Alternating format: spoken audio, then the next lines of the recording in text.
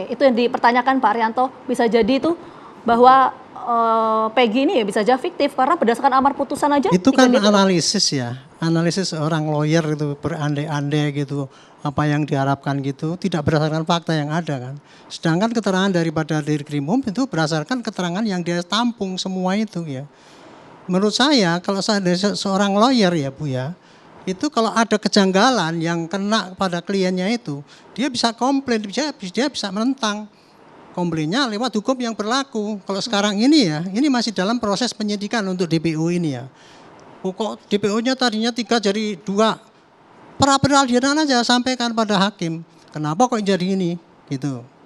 Terus kemudian apalagi itu? Salah tangkap. Oh itu apa? Kalau misalkan diperiksa nggak pakai didampingi atau digebukin dan sebagainya, laporkan ke Propam, laporkan ke Komnas HAM supaya diawasi gitu. Jadi itu tadi kan cuma analisis dia ya. Oke.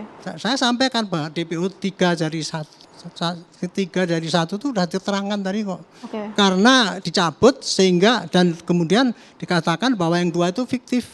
Oke. Yang ada cuma ini dan memang ketika dicari-cari yang ada ditambah bukti-bukti tambahan yang lain, yang ada ya cuma yang ini, yang lain tidak dikejar lagi. Kan gitu kan. Oke. Tapi polisi bilang tidak mencabut. Karena memang orang itu tidak ada. Oke, Pak Arianto berarti meyakini bahwa Peggy ini nggak mungkin fiktif ya Pak ya? Kalau saya sih karena ditambah dengan bukti-bukti yang ada, sepanjang itu polisinya jujur ya, ya pasti polisinya keyakinannya bahwa itu ada. Dan sekarang sudah dibuktikan kok ada fotokopi KTP, fotokopi motor dan sebagainya.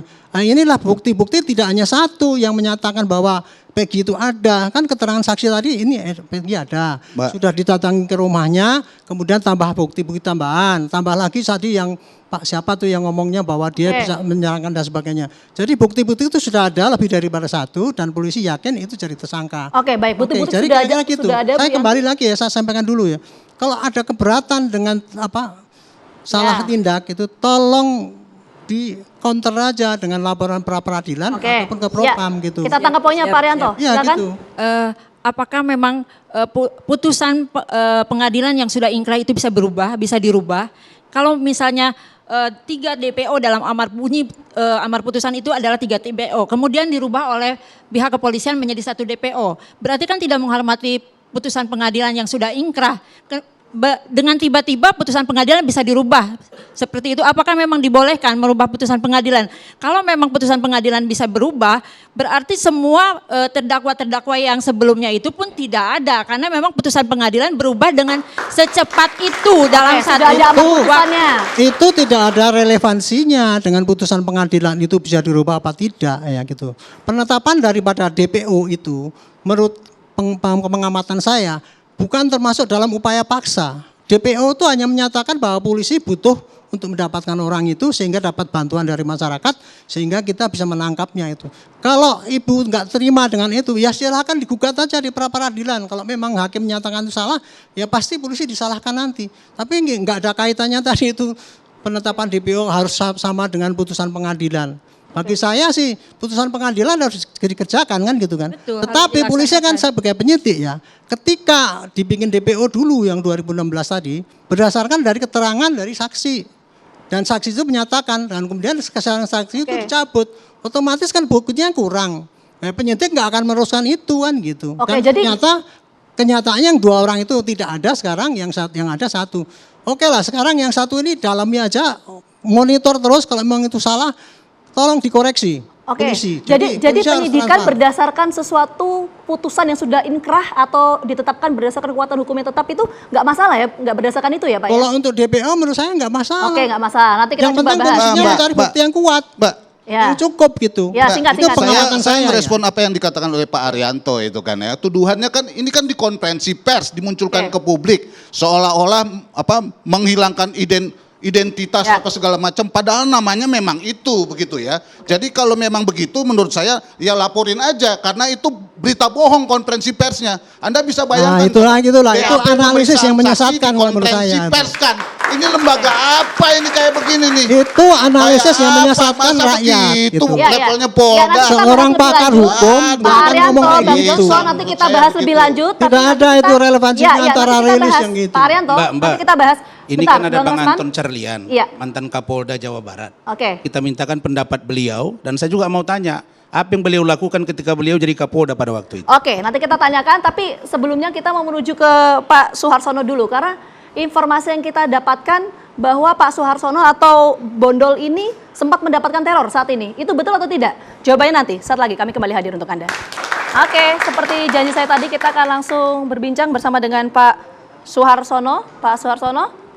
Oke, Pak Suharsono, ini informasi yang kita dapatkan bahwa Pak Suharsono ini sempat mendapatkan ada dugaan ya Pak ya, teror itu betul Pak?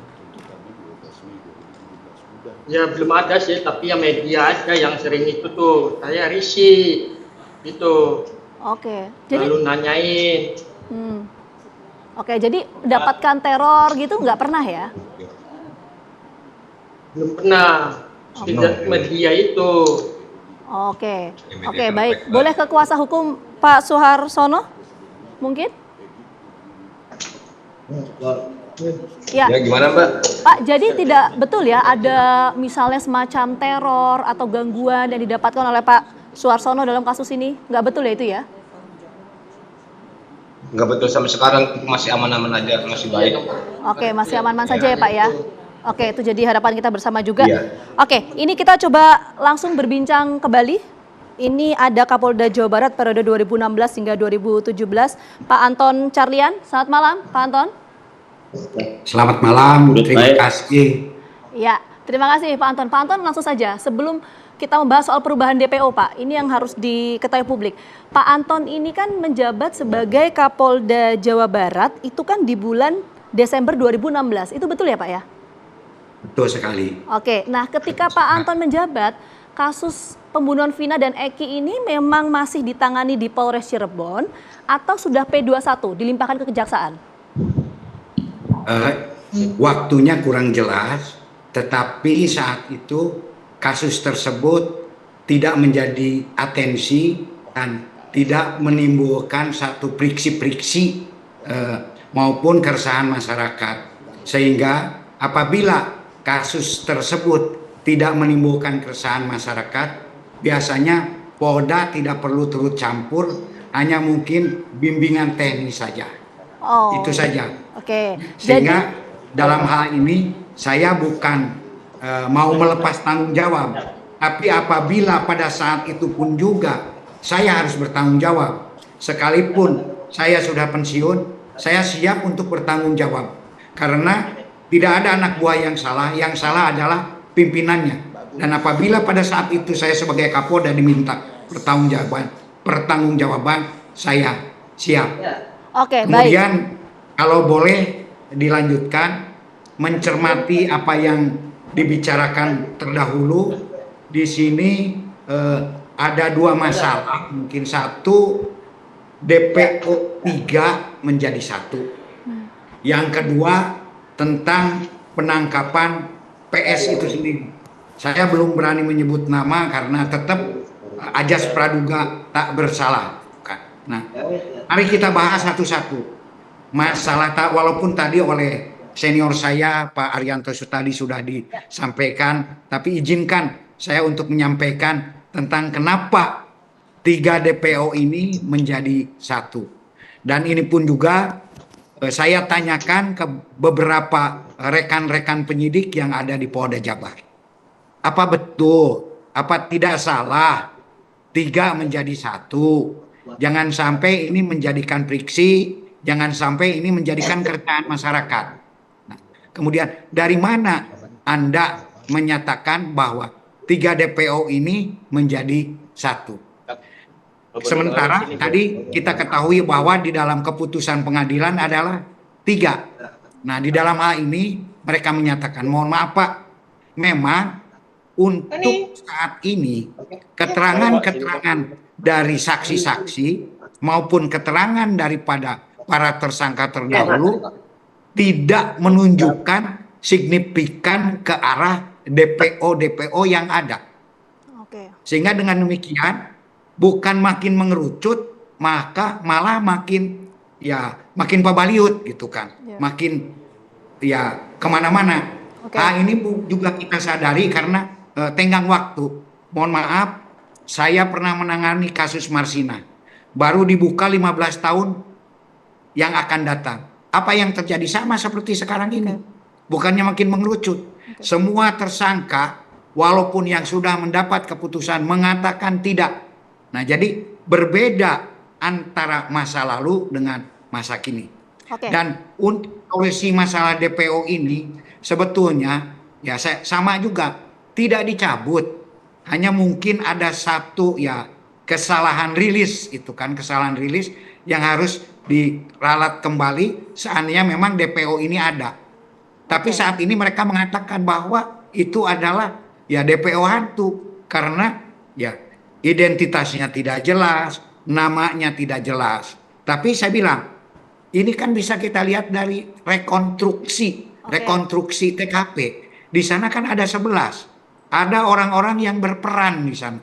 Siapa berbuat apa dan melakukan apa ini kan harus jelas. Tolong, makanya di sini kita harus rekonstruksi kembali TKP dan rekonstruksi hasil gambar olah TKP yang pertama. Pak Anton. Apakah betul 11 atau tidak? Ya. Nah, kemudian kedua masalah penangkapan Peggy. Nah, ini pun juga saya pertanyakan. Jangan sampai salah tangkap loh. Ini akan sangat berbahaya. Jangan sampai terjadi kasus Sengkonkarta seperti dulu. Apakah Anda sudah yakin? Saya bilang, sudah menangkap Peggy itu? Mereka mengatakan, kami yakin, Pak. Kenapa? Kami karena dari keterangan saksi. Nah, kemudian saya tanyakan, kualitas saksinya bagaimana? Karena maaf, keterangan saksi ini, bukti lisan ini sangat rawan, sangat lemah, lidah tidak bertulang. Bisa saja dicabut sewaktu-waktu. Oke, Pak Anton, mohon maaf saya potong sebentar. Ini adalah kenapa Peggy bisa kita tangkap karena adanya kesamaan-kesamaan yang signifikan. Oke, Pak Anton. Kesamaan yang signifikan itu sendiri apa saja? Ya, Pak Anton, Satu, mohon maaf. masalah Saya potong sebentar. nama samaran. Kemudian kedua juga motor, STNK, dan juga ada saksi yang memang kualitasnya sangat tinggi, yaitu teman Pak Anton. sekolahnya dan salah satu dari tersangka tersebut. Gimana ya sih? Ya, Pak Anton, maaf saya potong dulu sebelum kita jauh ke sana, Pak. Kita fokus dulu. Tadi Pak Anton sempat menyampaikan ya ini mungkin saja soal kesalahan rilis. Itu kok bisa, Pak? Kenapa? Indikatornya apa? Singkat saja, Pak. Indikatornya Polda Jabar itu tidak mencabut DPO, hanya berdasarkan hasil keterangan saksi saat ini loh, bukan saat lalu. Tidak menunjukkan pada identitas-identitas DPO yang disebutkan. Jadi ketika ditanyakan, kalau Dani ini bentuknya bagaimana, sketsanya bagaimana, karena mereka pun juga mungkin tidak jelas, sehingga tidak ada foto, tidak ada sketsa. Karena tidak jelas. Nah, dari hasil sementara itu, Polda Jabar menyimpulkan bahwa hanya satu DPO, tapi itu tidak mutlak. Nanti tergantung perkembangan penyidikan. Bisa saja bahkan mungkin lebih daripada itu. Jadi tidak mutlak dan tidak menggugurkan hasil keputusan pengadilan.